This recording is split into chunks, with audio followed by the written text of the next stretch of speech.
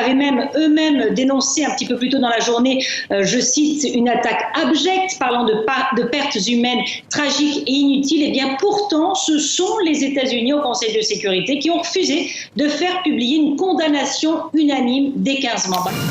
Une parade militaire ô combien précieuse pour Emmanuel Macron le 14 juillet 2017 à Paris.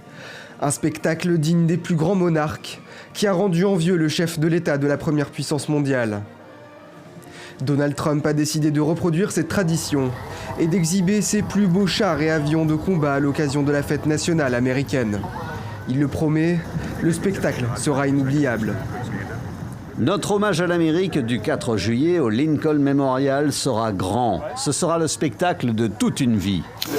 C'est une figure incontournable de l'économie mondiale depuis maintenant 10 ans. Christine Lagarde n'est pourtant ni banquière ni même économiste, mais l'ex-directrice du Fonds monétaire international a su s'imposer dans les rouages du système européen et des marchés financiers.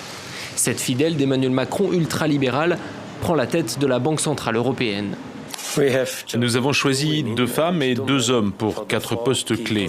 C'est un équilibre parfait et j'en suis réellement très heureux. Après tout, l'Europe est une femme. Elle est devenue en quelques jours l'un des symboles de la crise migratoire.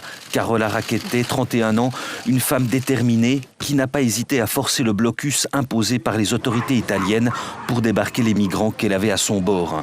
Un coup de force qui lui a valu son arrestation immédiate.